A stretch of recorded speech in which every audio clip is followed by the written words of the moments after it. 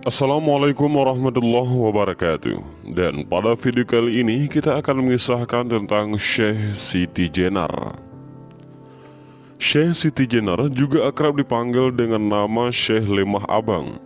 Beberapa literatur Jawa menyebutnya sebagai Syekh Siti Birit. Bahkan ada yang menyebutnya Syekh Jabarantas karena sehari-harinya menjadi guru berpenampilan sederhana. Pakaiannya terlihat robek-robek, ataupun bisa jadi pada zaman sekarang ia digolongkan sebagai orang yang nyentrik. Meskipun penampilannya sangat sederhana, ilmunya sangat tinggi dan tetap rendah hati. Beliau tetap mau berguru kepada wali-wali sepuh ataupun yang senior di tanah Jawa. Dalam berbagai kepustakaan ada yang menyebutkan bahwa nama asli Syekh Siti Jenar adalah Kasan Ngali Ansar ataupun Hasan Ali Ansar. Tempat tinggalnya di Krendasawa dan berasal dari rakyat jelata. Menilik dari namanya, pada zaman itu tentunya ia adalah orang asing dari Timur Tengah yang mengajar Islam di Jawa. Namun jika kita memperhatikan ajaran dan pandangannya, maka ia berbeda dengan Sufi Mansur yaitu Al-Hallaj.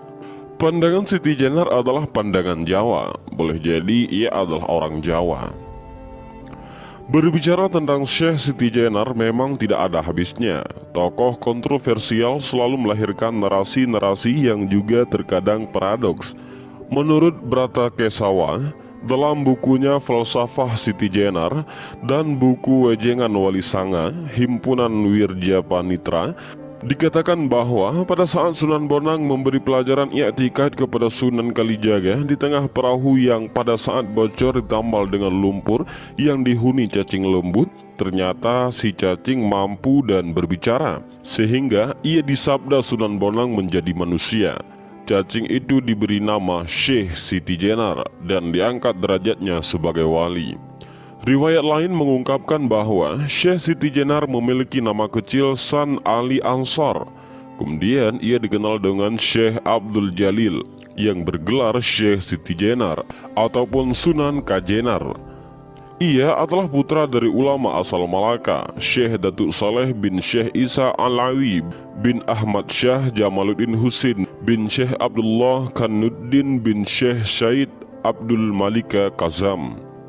Pada waktu itu, oleh para wali, Syekh Siti Jenar dianggap mempunyai pendapat yang tidak sesuai pada umumnya. Pendapat Siti Jenar dipandang tidak sesuai isi Al-Quran dan hadis. Para wali lain merasa kehilangan pengaruhnya karena adanya ajaran Siti Jenar. Oleh karena itu, mereka yang erat hubungannya dengan Sultan Demak, yakni berusaha menghentikan ajaran Siti Jenar. Mereka menuduh Siti Jenar telah mencemooh syariat Arab. Orang-orang yang belajar agama Islam kepada Siti Jenar dipandang telah sesat alias menyimpang dari ajaran Islam. Siti Jenar dipandang telah mengajarkan ilmu untuk menyingkap rahasia alam. Sebenarnya ilmu tersebut tidak dapat diajarkan kepada sembarang orang. Mengapa? Menurut para wali, bila ilmu itu diajarkan kepada sembarang orang, maka rusaklah tatanan syariat agama yang telah ditetapkan di Kesultanan Demak Bintoro. Para wali merasa pekerjaannya menjadi sia-sia. Siti Jenar dipandang membangkang kesultanan dengan kedua agama. Oleh karena itu, Siti Jenar harus dihentikan untuk tidak mengajarkan ilmunya. Jika ia masih membangkang, maka akan diberi hukuman yang berlaku, yaitu hukuman mati. Mengenai hal ini, ceritanya sebagai berikut. Keteladanan Syekh Siti Jenar dalam beragama mudah diikuti orang lain. Tidak heran jika setiap hari masjid di pesantren Lemah Abang dipenuhi orang yang ingin berguru kepadanya.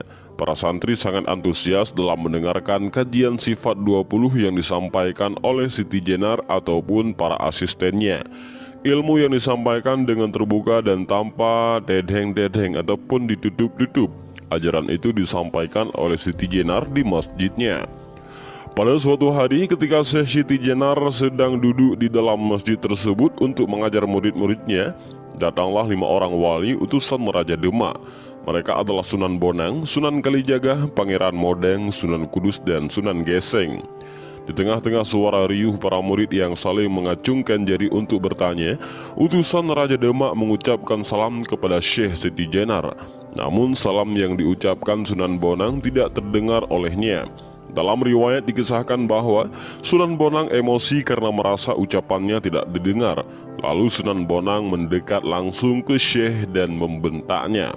"Hai Siti Jenar, yang sedang berada di dalam kematian, hentikan sejenak pengajaranmu, jangan kau teruskan mengajar," bentak Sunan Bonang.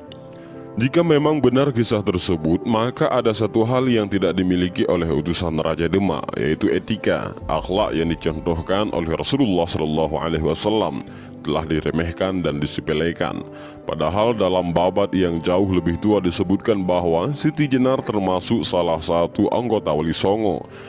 Dalam satu saresiahan di Giri Gajah ataupun wilayah Giri Gresik, Jawa Timur yang membahas ma'rifat, hadirlah 8 orang wali, yaitu Pangeran Bonang, Pangeran Cirebon, Pangeran Majagung, Pangeran Kalijaga, Syekh Bentong, Maulana Maghribi, Syekh Lemah Abang ataupun Syekh Siti Jenar, dan Pangeran Giri Gajah.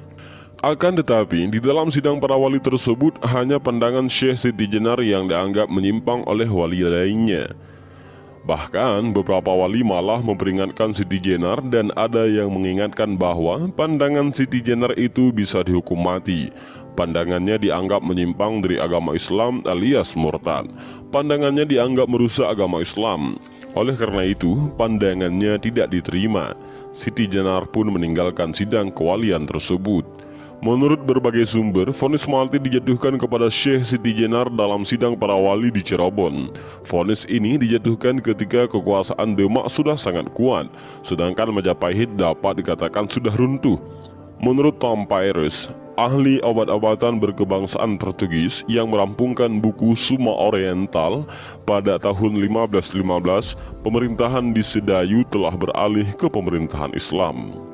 Pelaksanaan hukuman mati terhadap Syekh Siti Jenar dapat dikatakan setelah tahun 1515 Masehi. Dapat dikatakan pelaksanaan hukuman itu pada akhir masa pemerintahan Raden Fatah atau ketika kekuatan Majapahit sudah tidak diperhitungkan lagi. Meskipun masih ada raja-raja yang harus ditaklukkan, seperti raja-raja di bagian timur Jawa Timur, Majapahit sudah lumpuh. Ketika Demak masih sibuk dalam penaklukan, ajaran Syekh Siti Jenar lebih bisa diterima oleh raja-raja Jawa yang telah memeluk Islam. Diceritakan dalam babat Jaka Tingkir bahwa ada 40 orang tokoh yang berguru kepada Syekh Siti Jenar. Melihat banyaknya tokoh yang berguru kepada Syekh Siti Jenar di ruang Jeng Kiai Ageng Pangging, cemaslah Raden Fatah, sebab Ki Pengging adalah cucu Prabu Brawijaya V. Raja Demak khawatir bila pada kemudian hari Pengging melakukan pemberontakan. Maka setelah kekuasaan Demak kuat dan Pengging telah ditaklukkan, Siti Jenar diperintahkan untuk menghentikan ajarannya. Lantaran Siti Jenar tidak mau, vonis mati pun dijatuhkan kepadanya. Syekh Siti Jenar memiliki ilmu yang tinggi, namun ketinggian ilmunya tersebut mengundang curiga. Wali-wali sepuh yang mengajarnya menyangka ia memiliki ilmu sihir, padahal yang muncul tiba-tiba dan disaksikan oleh santri-santri Giri adalah karamah Syekh Siti Jenar. Tentu saja Siti Jenar tidak ingin mempertontonkan ketinggian ilmunya karena karamah itu muncul bukan dari hawa nafsu, melainkan semata-mata iradah Allah Subhanahu wa Ta'ala. Dan berikut ini adalah karamah-karamah yang dimiliki oleh Syekh Siti Jenar. Yang pertama, hidup 4 kali. Seperti yang dijelaskan oleh para sejarawan bahwa Syekh Siti Jenar dihukum mati oleh para wali. Konon pada saat menjalani hukuman mati tersebut, ia tidak langsung meninggal dunia. Menurut kisah rakyat, ia sempat 4 kali hidup dan baru mati setelah keris-Kian Kantanaga menghujam perutnya. Namun sebelum menceritakan lebih jauh ihwal keajaiban tersebut, terlebih dahulu akan kita bahas alasan Syekh Siti Jenar dihukum mati. Dan kisah lengkapnya adalah sebagai berikut. Menurut beberapa literatur, para wali memutuskan mengeksekusi mati Siti Jenar karena ajarannya dianggap sesat ataupun menyimpang dari ajaran Islam.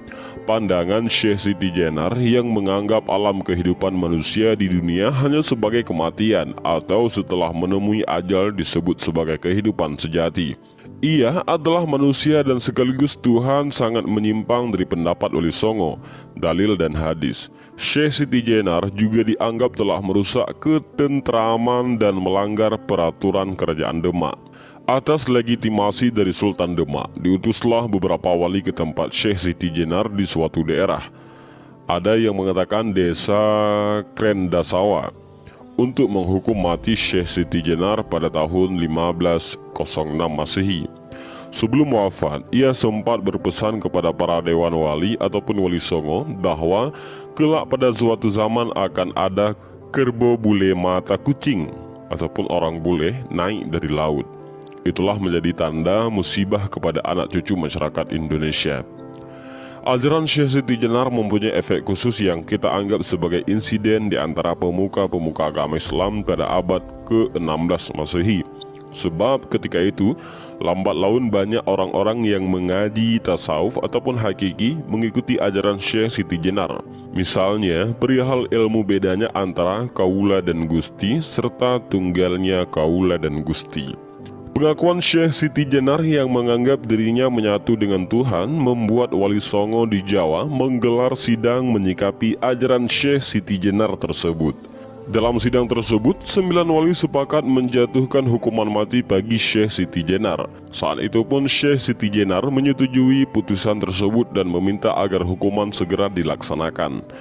Pada saat itu, berdasarkan kesepakatan para wali yang bertindak sebagai algojo adalah Sunan Kudus dengan Kerizki Kantanggana yang diberikan oleh Sunan Gunung Jati.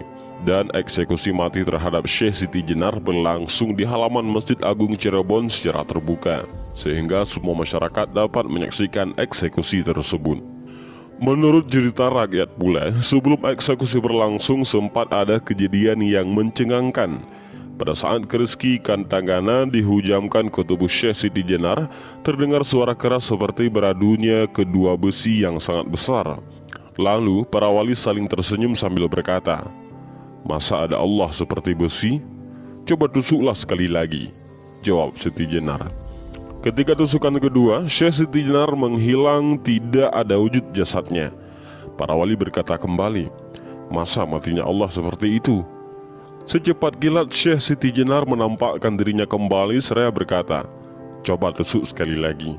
Ketika tusukan ketiga, Syekh Siti Jenar membujur tergolek di lantai masjid. Dari lukanya keluar darah merah. Lalu para wali berkata kembali, "Masa matinya Allah seperti..." Pada saat para wali berkata seperti itu, tiba-tiba Syekh Siti Jenar bangun, hidup kembali tanpa luka. "Coba tusuk sekali lagi," perintah Siti Jenar. Kemudian pada tusukan keempat, Syekh Siti Jenar rebah dan mati seketika. Dari lukanya mengalir darah putih. Seketika itu para wali berkata kembali, "Masa matinya seperti cacing?" Lantaran berkali-kali tusukan selalu mati, hidup mati, hidup mati, Syekh Siti Jenar berkata, "Lalu harus bagaimana mati saya menurut keinginan kalian?" Dan dijawab oleh seluruh para wali, "Biasa, seperti orang tidur badannya lemas, begitulah mati bagi orang insanul kamil." Setelah itu ditusuklah jasadnya dan wafatlah Syekh Siti Jenar seperti umumnya manusia. Jasadnya mengecil sebesar kuncup bunga melati dan baunya semerbak wangi seperti harumnya bunga melati. Dan inilah sedikit kisah tentang Syekh Siti Jenar. Mudah-mudahan ada manfaat dari video ini. Wallahu a'lam bishawab. Assalamualaikum warahmatullahi wabarakatuh.